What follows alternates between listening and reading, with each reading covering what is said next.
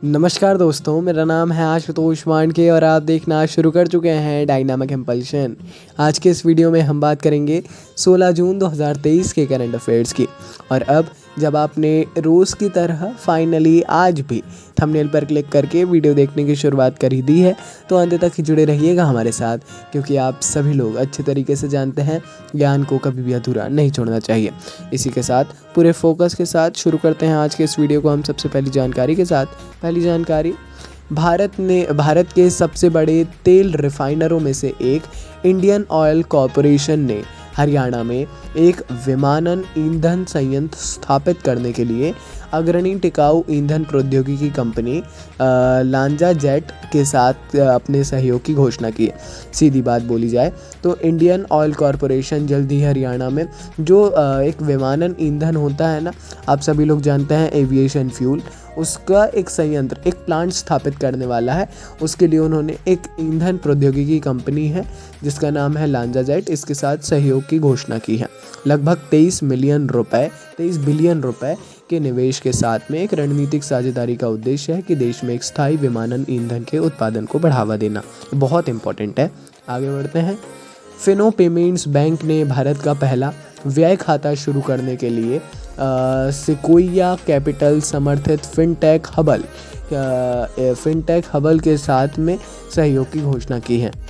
देखिए, Fino payments bank का नाम आपने सुना होगा। इन्होंने हाल ही में अपना भारत का पहला व्यय खाता शुरू करने के लिए एक कंपनी है सिक्वोइया कैपिटल समर्थित एक कंपनी है फिनटेक हबल, इसके साथ में सहयोग मतलब वही साझेदारी की है। ये एक अभिनव पेशकश है। क्या व्यय खाता जो है ये एक अभिनव पेशकश बताई जा रही है जो ग्राहकों को आसानी से अपने फंड को पार्क करने, फूड ऑर्डरिंग और ऐसे अलग अलग चीज़ें नीचे और दी हुई हैं, इसके लेन देन पर 10% तक की बचत करने की अनुमति देती है। ये भी इम्पोर्टेंट है। आगे बढ़ते हैं। भारतीय अमेरिकियों के लिए एक समूह द्वारा आयोजित राजनीतिक जुड़ाव के लिए उद्घाटन हिंदू अमेरिकी शिखर सम्मेलन 14 जून को यूएस कैपिटल हिल में आयोजित होने वाला था और हो भी गया है। यहाँ पर था लिखा है, माफ़ कीजिएगा उसके लिए, और हो भी गया है और सफलतापूर्वक पूरा कार्यक्रम भी हुआ है। देखिए, ये पहली बार ऐसा आयोजित हुआ था, आपने भी पहली बार ही सुना होगा हिंदू अमेरिकी शिखर सम्मेलन, और ये हॉट टॉपिक है। अलग अलग ओपिनियंस आ रहे हैं, बहुत बड़ा हॉट टॉपिक है, प्लीज़ पढ़ लीजिएगा इसको, है ना। अधिकतम जानकारी उपलब्ध करवा दी है। 14 जून को यूएस में आयोजित किया गया था हिंदू अमेरिकी शिखर सम्मेलन यूएस कैपिटल हिल में। शिखर सम्मेलन का प्राथमिक उद्देश्य हिंदू समुदाय द्वारा सामना की गई जाने वाली चिंताओं और मुद्दों को ध्यान और समर्थन लाना था, है ना।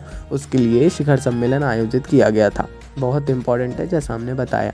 आगे बढ़ते हैं। अगली जानकारी, ग्लोबल स्लेवरी इंडेक्स का 5वां संस्करण आधुनिक गुलामी का वैश्विक अवलोकन प्रदान करता है। हाल ही में ग्लोबल स्लेवरी इंडेक्स को जारी किया गया है। ये वर्ष 2022 का है ना। इसके जो अनुमान है उन पर आधारित है। ये इंडेक्स वॉक फ्री, एक मानवाधिकार संगठन द्वारा बनाया गया, इसका नाम वॉक फ्री है ना।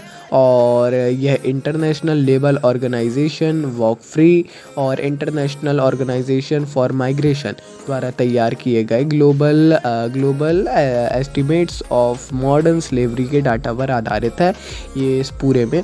अब आपको एक होमवर्क, ये भारत किस पे कौन सी रैंक है इसको देख लेना है, और फर्स्ट सेकंड रैंक कौन सी इसको देख लेना है। कोई भी इंडेक्स में ये सारी चीज़ें देखना इंपॉर्टेंट होता है और ये इंपॉर्टेंट भी है। आगे बढ़ते हैं। पूर्व सैनिकों को समर्थन और सशक्त बनाने के उद्देश्य से एक महत्वपूर्ण पहल में रक्षा मंत्रालय ने Kotak Mahindra life insurance company limited के साथ भागीदारी की है। मंत्रालय की एक शाखा पुनर्वास महानिदेशालय के बीच एक समझौता ज्ञापन पर हस्ताक्षर किए गए हैं, है ना। मतलब मंत्रालय की एक शाखा ने और पुनर्वास महानिदेशालय ने, दोनों ने समझौता ज्ञापन पर हस्ताक्षर किए हैं। क्या है? जो पूर्व सैनिक हैं उनको समर्थन प्रदान करना, उनको और ज़्यादा सशक्त बनाना, और ज़्यादा कुछ चेंजेस होंगे क्योंकि कोटक महिंद्रा बैंक है तो बैंकिंग से रिलेटेड भी पेंशन और ये सारी चीज़ों पर हो सकता है कि कुछ ऐसा हो, है ना। उतना इम्पोर्टेंट नहीं है। रक्षा मंत्रालय लगभग कई आज अभी तो समझौते कर रहा है, लेकिन हाँ इम्पोर्टेंट नहीं है। इसका अर्थ नहीं कि बिल्कुल मत पढ़िए, जितनी जानकारी है वो पर्याप्त रहेगी मेरे ख्याल से। आगे बढ़ते हैं। भारतीय रिजर्व बैंक ऑफ इंडिया के गवर्नर शक्तिकांत दास को 2023 के सम्मानित governor of the year award से सम्मानित किया गया है। देखिए ये बात ध्यान रखिएगा, ना सिर्फ भारत में बल्कि इनको ये आप पढ़ेंगे आगे कि अपनी टिप्पणी में दास ने मौद्रिक और वित्तीय प्रणालियों में केंद्रीय बैंकों की उभरती भूमिका पर प्रकाश डाला है। इस बात पर जोर दिया है कि अब उन्हें महत्वपूर्ण जिम्मेदारियां सौंपी गई हैं और उन्हें वो पारंपरिक जनादेश से परे हैं, है ना। ये अच्छी बात है और ये ना सिर्फ भारत में बल्कि अब ग्लोबली भी इनको ग्लोबली अवार्ड मिला है। आई थिंक लंदन में, इफ़ मैं सही हूँ, थोड़ा सा आप क्लियर कर लीजिएगा, है ना। हालांकि मेरे को लग रहा है मैं सही हूँ, है ना। लंदन में इनको ये दिया गया है। आगे बढ़ते हैं, अगली जानकारी, ये शायद अंतिम जानकारी है। अंतर्राष्ट्रीय पारिवारिक प्रेषण दिवस आज अर्थात हर वर्ष 16 जून अर्थात आज ही मनाया जाता है। 16 जून आज जैसे कि है, यह दिन उन महत्वपूर्ण योगदानों के बारे में वैश्विक जागरूकता की पहचान कराता है जो कि दुनिया भर के प्रवासी अपने परिवारों की भलाई के लिए करते हैं। हालांकि ये उतना इम्पोर्टेंट डे नहीं है फिर भी, बट इसको मनाया जा रहा है तो ये इम्पोर्टेंट ही है, यही समझ के आपको चलना है ना। तो चलिए दोस्तों, ये थी आज के इस वीडियो की अंतिम जानकारी। मैं होप करता हूँ आपको लगभग सब समझ में आया होगा, इजी था सब, है ना। कोई कन्फ्यूज़न हो फिर भी तो मेरे से आप पूछ सकते हैं और कमेंट सेक्शन में आप बिल्कुल पूछ सकते हैं, कुछ भी डाउट हो तो। अपन मिलते हैं ऐसी जानकारियों के साथ नेक्स्ट वीडियो में। नमस्कार, डायनामिक इम्पल्शन।